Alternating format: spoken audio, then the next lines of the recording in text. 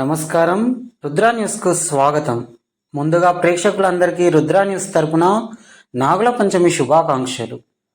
శ్రావణ మాసం మొదలైన 5వ రోజున వచ్చేది నాగుల పంచమి. శ్రావణ మాసంలో వచ్చే శుక్లపక్ష పంచమికి నాగపంచమి, మరొక పేరు గరుడ పంచమి.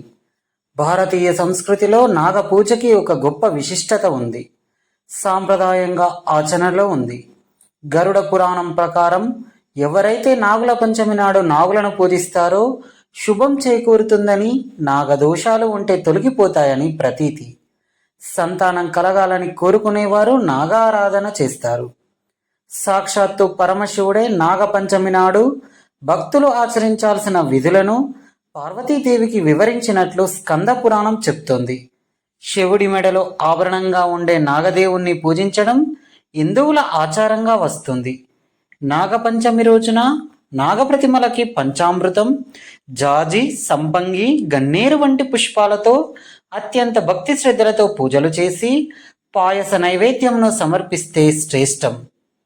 ముఖ్యంగా నాగుల పంచమి రోజున నాగేంద్రునికి పాలు, మిరియాలు, పూలు పెట్టి పూజిస్తే పూజా ఫలం దక్కుతుందని ఆచారం.